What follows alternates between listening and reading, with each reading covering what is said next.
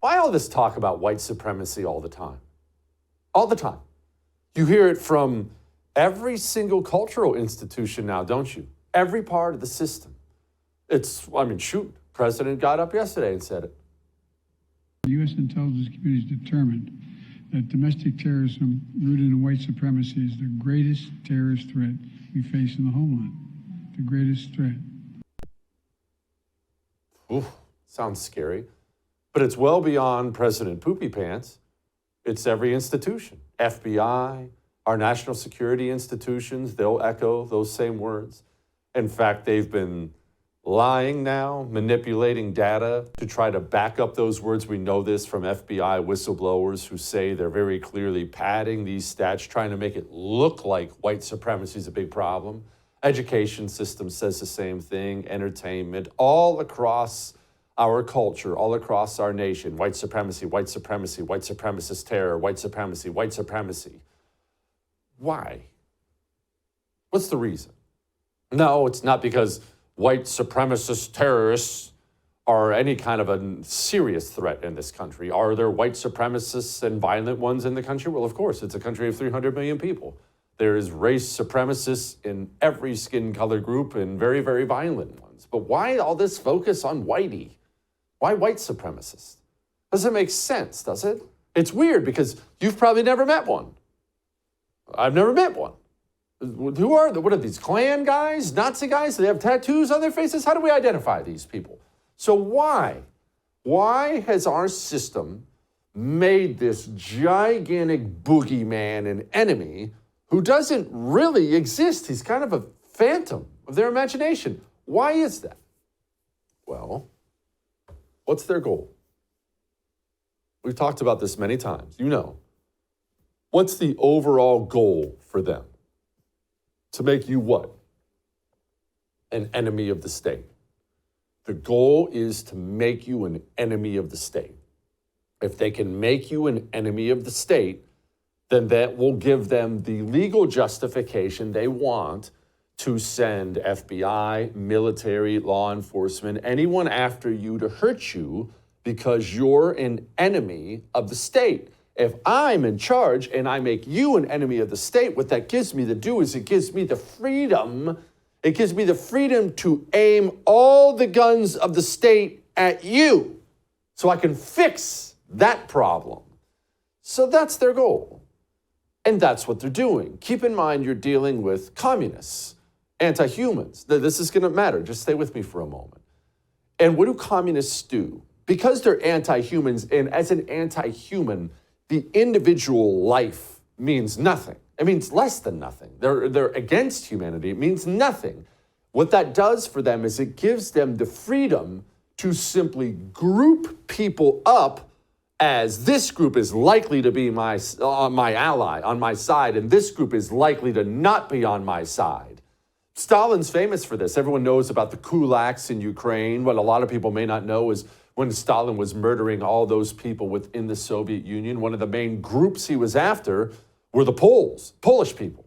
People with any Polish background, people originally from Poland. Stalin decided these are the people most likely to be spies or saboteurs or against me politically. So what did he do? He made them enemies of the state. Told every part of the state apparatus, that's the enemy, find the Poles, find people with Polish heritage. They're looking through phone books for people with Polish last names so they can go shoot them in the back of the head. Are you going to end up catching some innocent people in there? Sure, but you're an anti-human. What does it matter? Well, our communists operate the exact same way and for the exact same reason. That was Joe Biden, of course, acting like some sort of a civil rights hero. Democrats, communists, they have identified black people in this country only by their percentages, not by the individual black person on what that person may or may not believe. They sit back and they look at the percentages and they see, okay, we got black people. They're always with us. They're going to vote with us 92, 93% of the time. So that's an ally. That's an ally. We must protect them and reward them whenever we possibly can. That group, that's our ally. They're going to help us keep power. They're going to put us in power. Oh, whitey. Specifically, these white middle class people and poor white people. Rich white people will go Democrat all day long, but these white middle class people, they vote Republican overwhelmingly, especially the married ones. Married middle-class people, men and women, overwhelmingly vote Republican. Got a problem there. That group in and of itself is very clearly an enemy. And look, communists like Joe Biden, more specifically the communists who run him, when they sit down and look at America, I know you don't look at it that way, and I'm glad you don't, but you have to understand that is how they look at it. They sit down, they got a piece of paper, okay, so we got black people over here, they're in the allies column. Oh, wait, white people, they're definitely in the enemies column. And so now they've begun to build this narrative over and over and over and over again. White supremacy, white supremacy, white supremacy, white supremacy, domestic white supremacist terrorists. And did you notice recently what they used it as a justification for? You remember the Catholic memo out of the FBI Richmond field office that stated they need to and intended to infiltrate the Catholic Church? Why did they say they needed to do that? What was the justification? Do you remember the memo? White supremacy. That's where it's going to pop up, guys, right there. The endless calls and screaming about white supremacy aren't because it exists. It's because it is the central thing in an effort to turn you into an enemy of the state. Which is ironic because the biggest terror threat in America today is the state. It is. We have an FBI that is a threat. It is a clear and present danger to the United States of America. We have a president who is as well.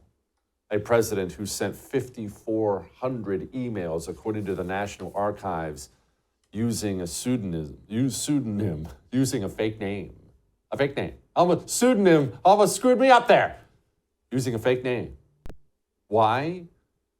Because he's one of the elite class. He's part of our government.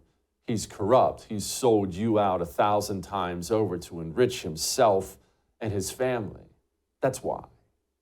These people are the true terrorists in this country. By the grace of God, it sounds like Kevin McCarthy's getting closer to impeaching him. So, if you look at all the information we've been able to gather so far, it is a natural step forward that you would have to go to an impeachment inquiry. And just so your viewers understand what that means, that provides Congress the apex of legal power to get all the information they need. Yeah. Boy, that sounds like he's serious. Or might be serious, just anytime soon here. Now, maybe you're thinking right now, Jesse, that's too far calling these people terrorists.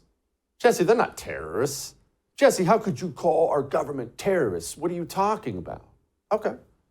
Well, let's talk about that. What makes a terrorist in your eyes?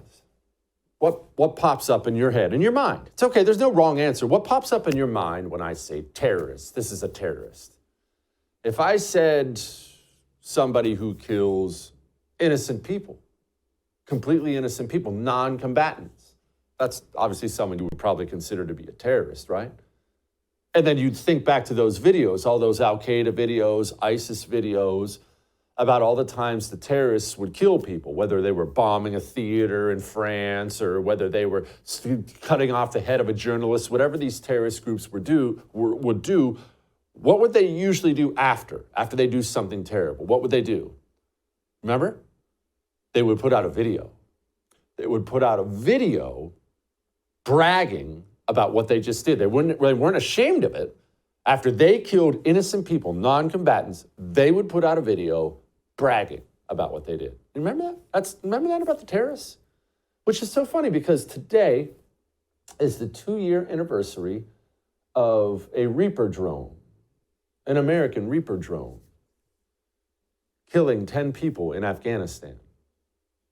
Not combatants, not Taliban, not ISIS. Completely innocent people. How innocent, you may ask? Well, 7 of them were children. The American government, the ones I just called terrorists, killed 10 innocent people, 7 children. And after they got done killing those adorable 7 kids, the chairman of the Joint Chiefs of Staff, just like ISIS, put out a little video. We know from a variety of other means that at least one of those people that were killed was a ISIS facilitator. So were there others killed? Yes, there are others killed. Who they are, we don't know. We'll try to sort through all that. But we believe that the procedures at this point, I don't want to influence the outcome of an investigation, but at this point we think that the procedures were correctly followed and it was a righteous strike. Righteous strike. There was no ISIS influencer. There was nothing but 10 innocent people there, murdered by this government, and then called righteous. And do keep in mind, after those 7 innocent babies were killed by our government, they did do an exhaustive investigation.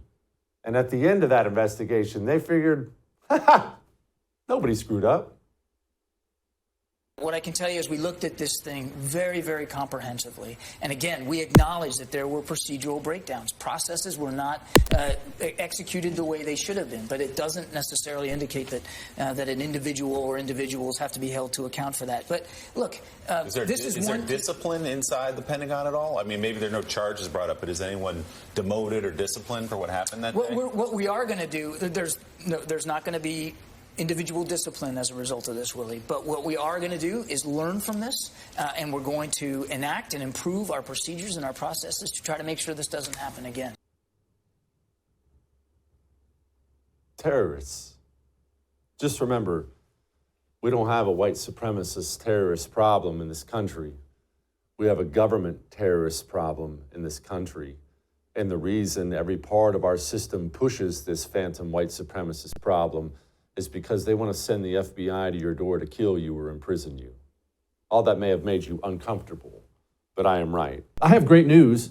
If you enjoyed that, I have a YouTube channel you can subscribe to. Whatever I do, it'll be right there on YouTube, so go subscribe today.